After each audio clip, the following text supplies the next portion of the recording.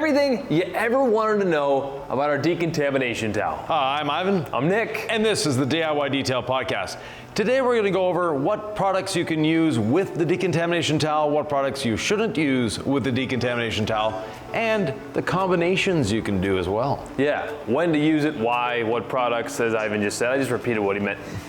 What I want to tell you is this is not a clay towel, but for search engine optimization purposes, for the average term out there, you could call it a clay towel. It's the same. Ivan, first of all, explain what this is. It's not clay, but let's give them a little visual of what it is and why we designed it this way. So this is a perforated synthetic decontamination towel. Synthetic material on a microfiber towel. It's perforated and it's for decontamination. Combine all that together, it's a clay towel. No clay was mined in the making of this towel, and no clay is used. It's a non-abrasive towel. It uses a polymeric technology to grab that contamination, gently pluck it off the paint, and redeposit it into your wash bucket when you're not looking. I want to get into the products to use with it. Yeah. But I also want to really meet the person out there who may have heard about cleaning your car or decontaminating, but they don't know that much about it. Right. Or this could be a refresher for someone who knows a little bit about detailing. They've been doing it for a few years. But Ivan's always got something to teach.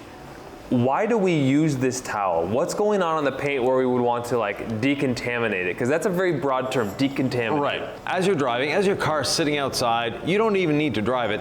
It's getting embedded contaminants. Now, a lot of people, I just washed my car and they're gone.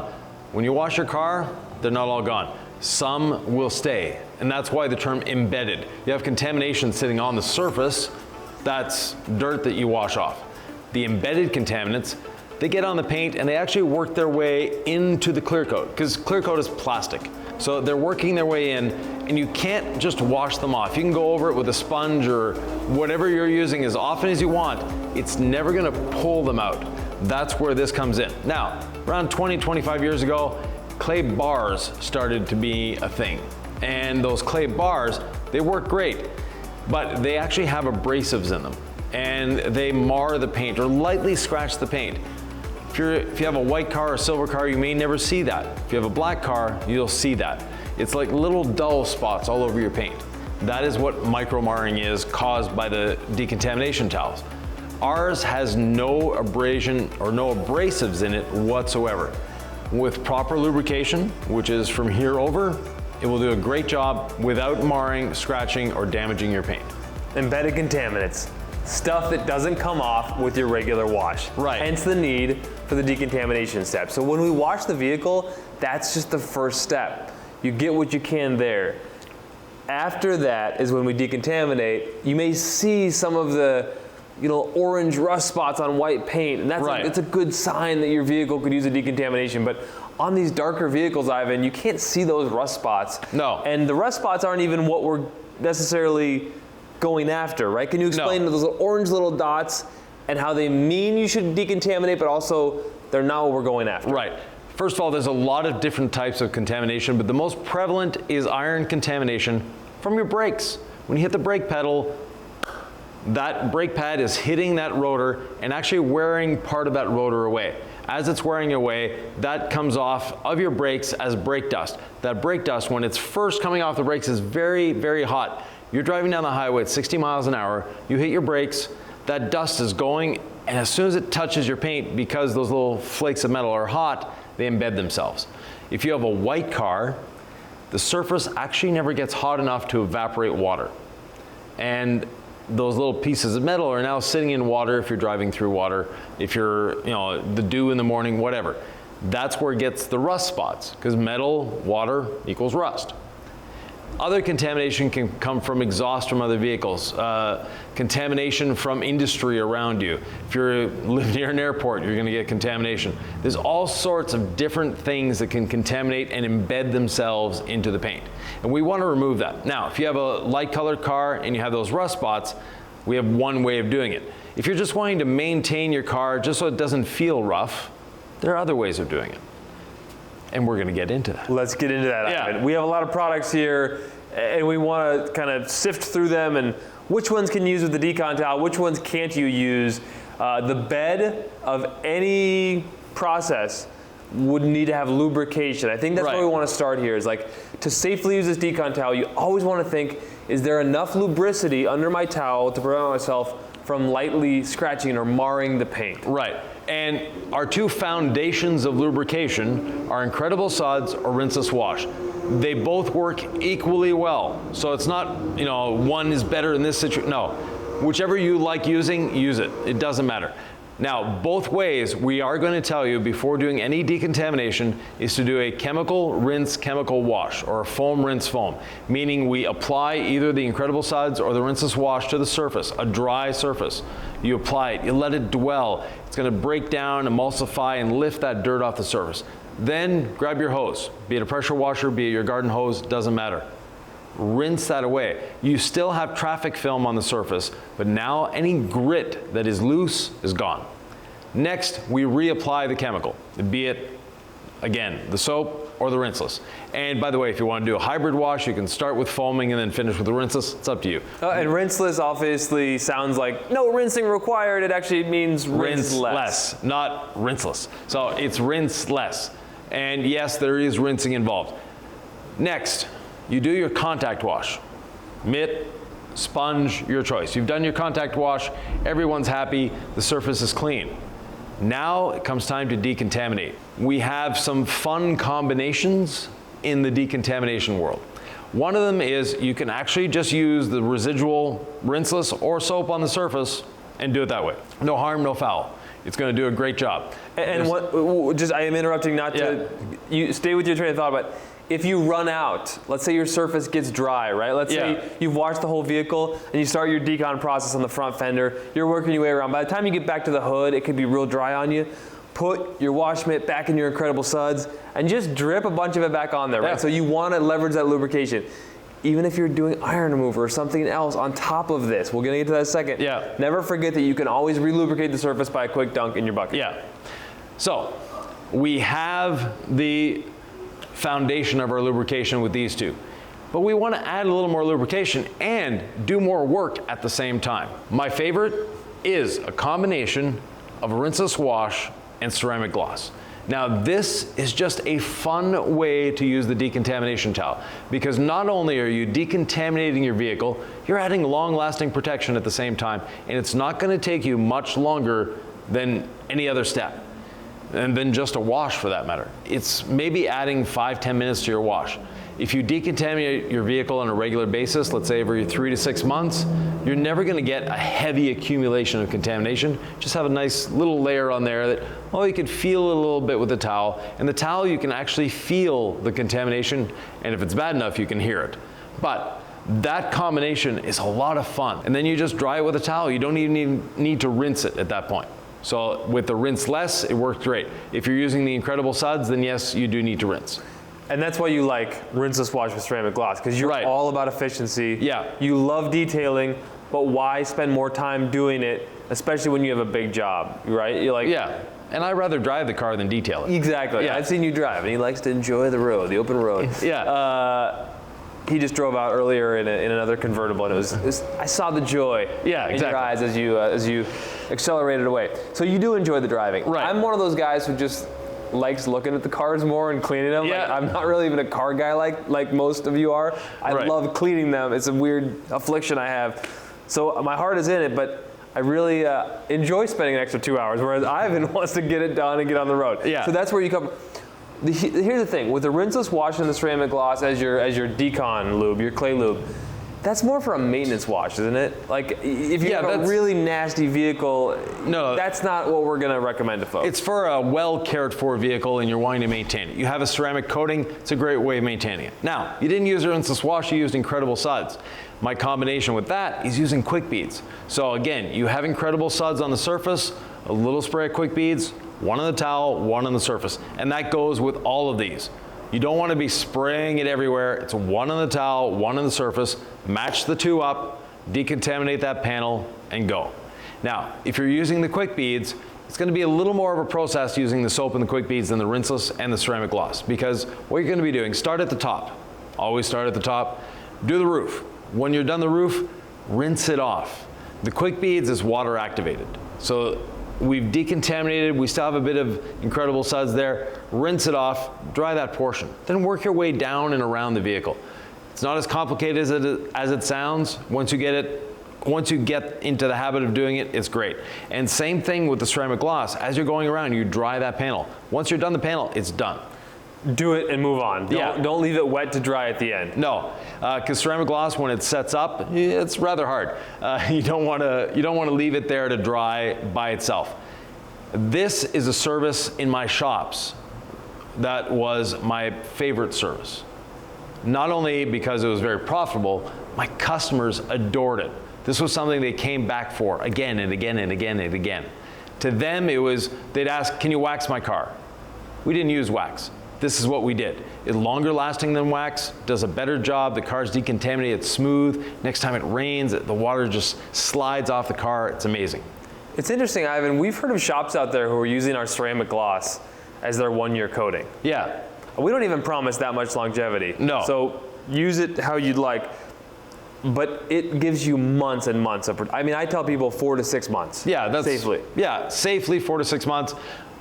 If you're hand washing at home, maintaining your vehicle, you'll get much longer than that. But say 4 to 6 months. I'm just saying, this stuff has very robust protection. Yeah. So people think of wax still, but I think ceramic is working its way into the everyday vernacular of It is. the mainstream, wouldn't you say? Yeah, it is, definitely. Yeah. Now, the next combination, and this one, either the Incredible Suds or the Rinseless Wash with iron remover. And this is sort of the money maker combo, or the money saver combo is actually a better way of putting it. Traditionally, iron remover is used by spraying it all over the vehicle. And I've seen some detailers use up to 16 ounces on a car. It's an expensive chemical. You don't want to be doing that.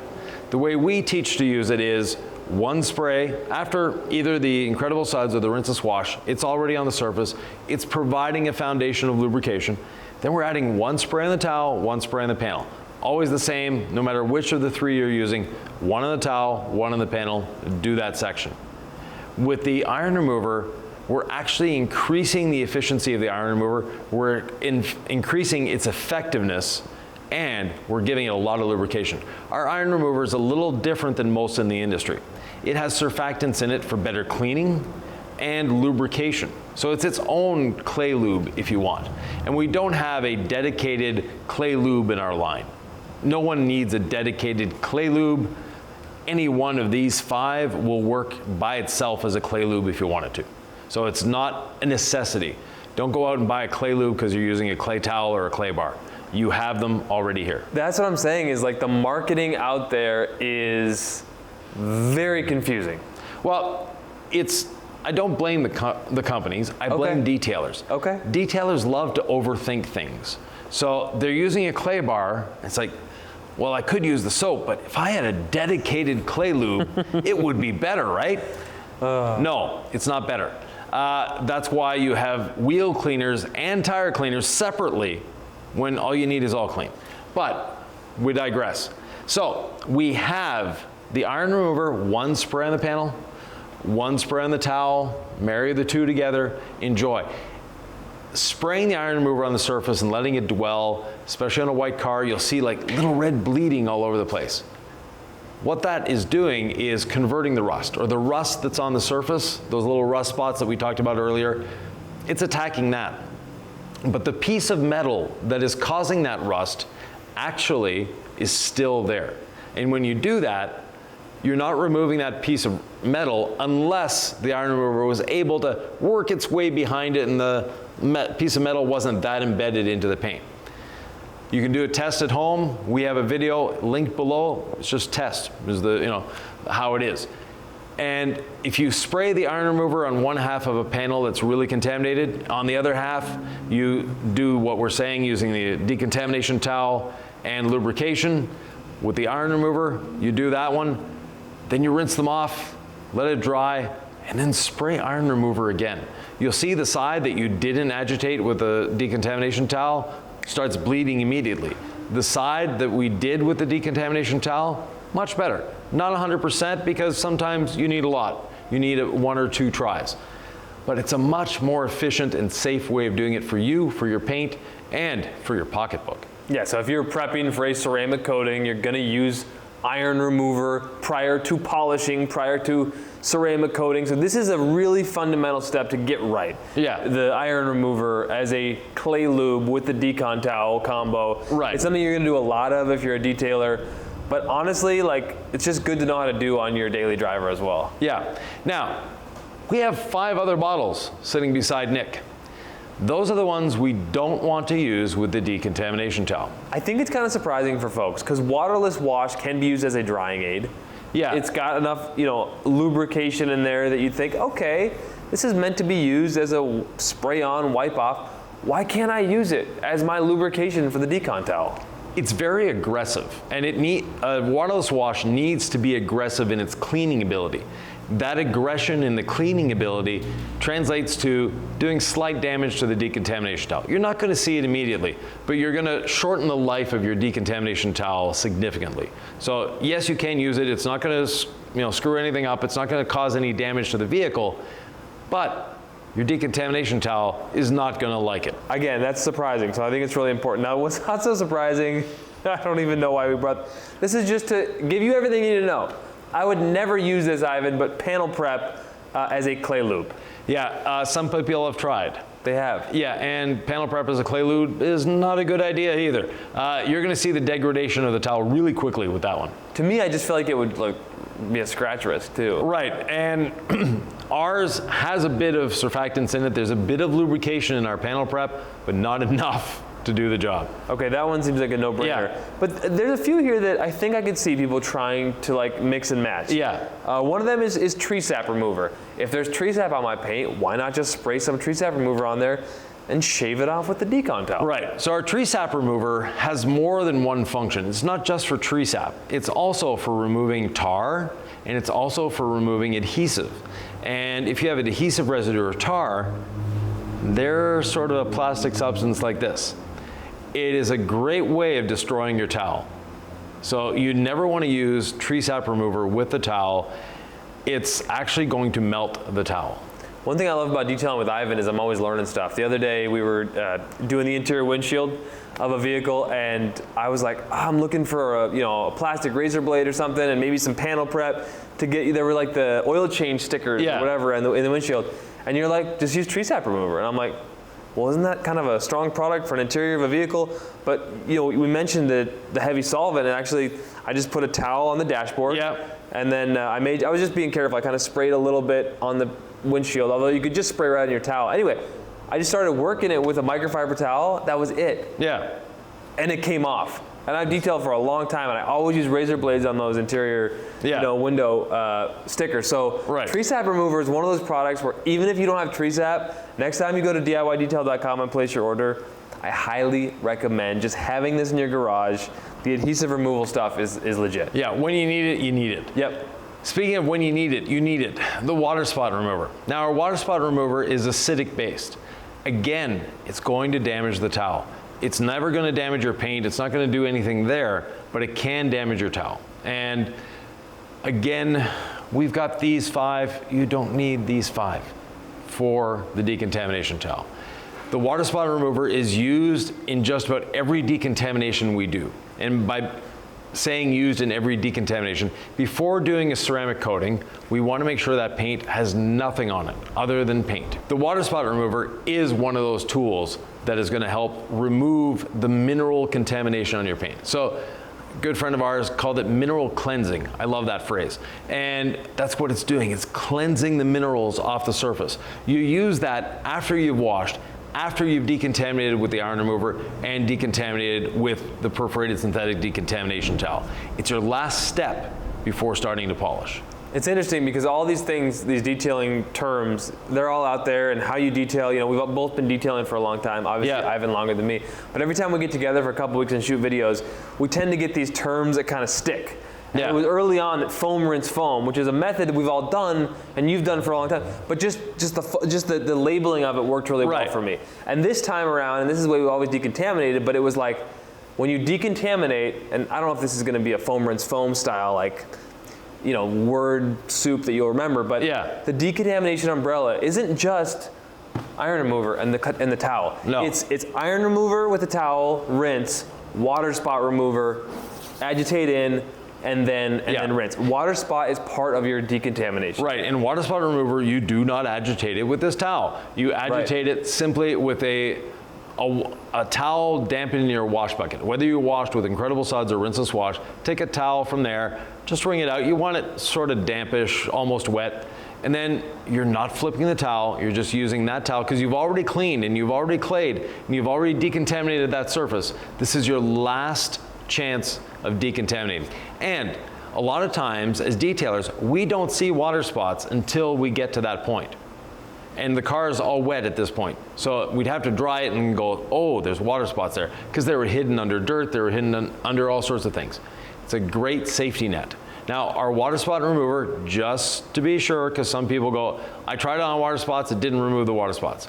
It removes the minerals that cause the water spots. The minerals may have also caused etching in your paint. It's not going to magically unetch your paint. That is what polishing is for. Now, we have one more on the table here, and that is All Clean. All Clean is our all-purpose cleaner. You can use it on the inside, the outside, the wheels, the tires, the engine, you name it. Bug remover, it does all of these things.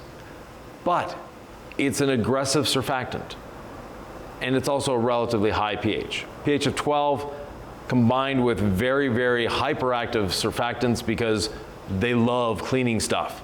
And in doing so, they can, again, break down this towel. So don't use All Clean as lubrication for your towel. And now, Ivan, is the moment in our program where the folks have bought the towel, they've used it, they're loving it, and then they don't know what to do with it. They don't know how to store it, they don't know how to dry it.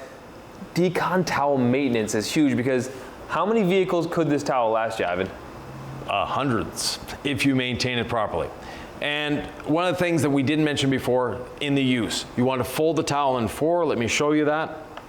So you always want to fold your towel like this. First of all, it fits your hand better. Secondly, it gives you four sides to work with. Finally, if you happen to squeeze and put too much pressure on the towel, moisture is going to come out from these perforations. That's why they're there. Now, how to store and dry the towel. When you get the box, keep the box. The box has these little vents in it. They're there for a reason. Let moisture out. But you don't want to put a wet towel back in the box. What you want to do is grab your drying towel. Now, you've used the drying towel. It could be a little wet, right? Yeah, that's it could be a little damp. All right. And this is a lot of fun. You can actually do this with your Legacy sponge as well. Put the towel, and you can see where we have the towel here. It's wet. This, the drying blanket likes to absorb water. It's a great blanket. Yeah. It actually works as a blanket as well. Yeah. And then for your little ones, roll your towel in your towel. So roll the decontamination towel in the drying blanket, and then you don't want to twist. No, you squeeze. And this is going to extract a lot of that moisture. It's not going to make it perfectly dry, but it is going to remove a lot of the moisture. And you can see how much moisture I took out of there. Wow. See, I usually just put it on my bucket with the perforated side up, and I'll just hang it on the side. I'll just let it air dry, and I just like set it and forget. I don't worry about it. Perfectly acceptable. Doing this, the air drying portion is going to be faster. Got it. So we've removed a lot of that liquid. It's almost dry. Now, when it comes time to put it back in the box, once it's perfectly dry, roll it back up. You don't want to fold it sticky side to sticky side because this actually gets a little sticky. It gets sort of tacky. So if you do that, then when you go to pull it apart, you're gonna have to pull it apart, especially after it's dried. You don't want to do that. But by rolling it up like this, you're always putting the synthetic side against the towel side. So they're never touching. You roll it up, again, once it's dry, and put it back in the box. If your box didn't have holes, then you'd be concerned about mold or whatever. Right, but exactly. You have the ventilation, and then you can store that. Yeah, I've always been a bucket guy, but if you want to do Ivan's method, that works great too. The one thing that will happen if you're careless with your towel, it'll end up sticking to itself, and then it'll be in your hot garage, and you'll try to peel it apart, and it'll kind of rip a little bit. And that's where you just took this towel that was hundreds of vehicles in its lifespan potentially, and you cut its life short. And that, Ivan, isn't quite a tragedy, but it's a sad thing. Right. Now, How do you know when to get rid of the towel? When has it expired? When is it no longer useful?